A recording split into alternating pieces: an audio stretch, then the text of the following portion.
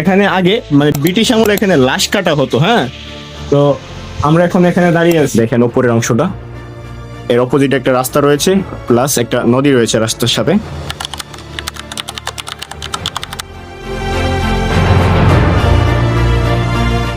ব্রাহ্মণবাড়িয়া এটি যেন কোনো জেলা নয়, এটি হচ্ছে একটি ঐতিহ্যের ভান্ডার। আর এই ঐতিহ্যের কথা চিন্তা করলে আমাদের মনে জানান দেই সেই তিতাস নামটি।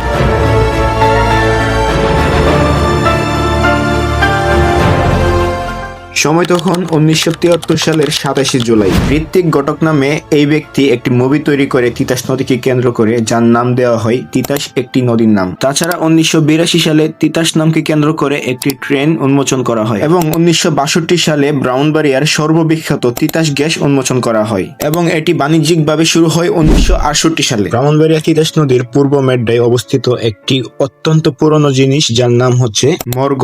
এক কথায় হচ্ছে এখানে আগে লাশ কাটা হতো। এটি অবস্থিত তিতাস নদীর পূর্ব মেড্ডায়।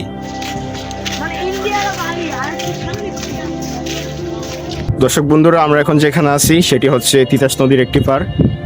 যদি একটু দেখাই আপনাদেরকে, আমার ব্যাকগ্রাউন্ডে রয়েছে তিতাস নদী, আর আমরা যে উদ্দেশ্যে আসছিলাম সেটি হচ্ছে একটি পরিচিত ডোম দেখব। এই ডোমটি মূলত ছিল ব্রিটিশ আমলে, ব্রিটিশরা তখন এখানে লাশগুলো এখানে কাটতো।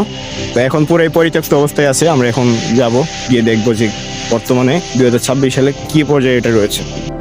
এই যে তিতাস নদীর ঠিক পশ্চিম পাশে একটি মন্দির রয়েছে এখানে।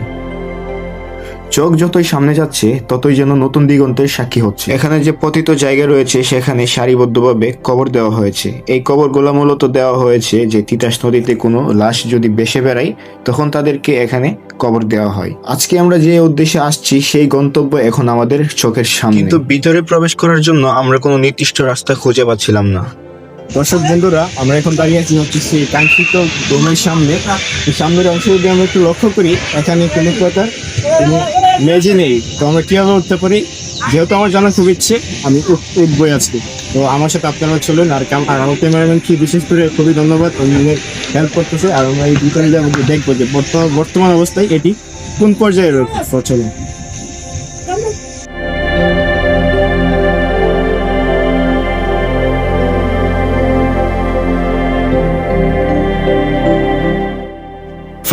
ফাইনালি আমরা আমাদের সেই ডিআর কমপ্লিট করতে পারতেছি।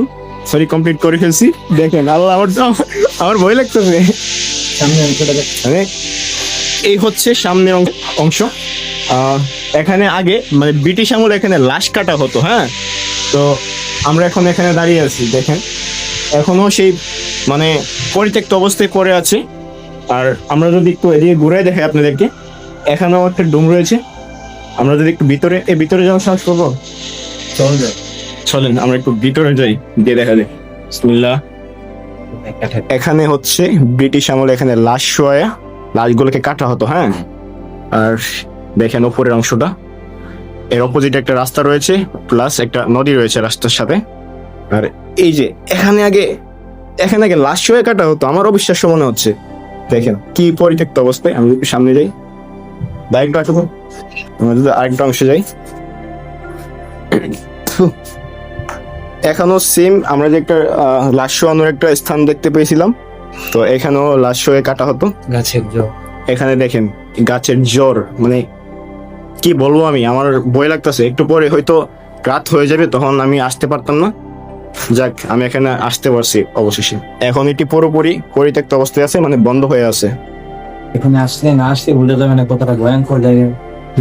আর ভাইয়া এটার লোকেশনটা একটু বলে দাও, যারা দর্শক বন্ধুরা যারা দেখবে তারা এখানে আসবে। হচ্ছে তিতাসপাড়, ব্রাহ্মণবাড়িয়া মেড্ডা পূর্বপাড়া তিতাসপাড়ের সাথেই, মানে তিতাসপাড়ের পশ্চিম পাশে রাস্তার সাথে এটা অবস্থিত। আপনারা আসবেন।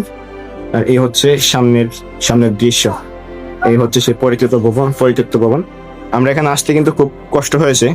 আপনারা দেখতেই পারছেন যে কত কষ্ট করে আসছি। আসার মতো কোনো তেমন ওয়ে ছিল না। হ্যাঁ, এই যে জঙ্গলের অবস্থা, মানে জঙ্গল হয়ে আছে।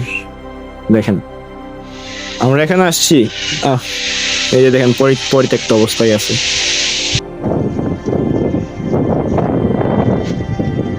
বন্ধুরা, আমরা চলে যাচ্ছি সেই ডোম থেকে। আপনাদের এই জায়গাটি কেমন লাগছে অবশ্যই জানাবেন।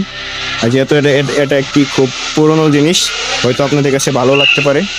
আর যদি ভালো লাগে আমাকে আমার চ্যানেলটিকে সাবস্ক্রাইব করে আমার সাথে থাকবেন। আর যদি এটি আমার ফেসবুক থেকে থেকে থাকেন আমার সাথে থাকবেন, আমাকে ফলো দিয়ে আমার সাথে থাকবেন।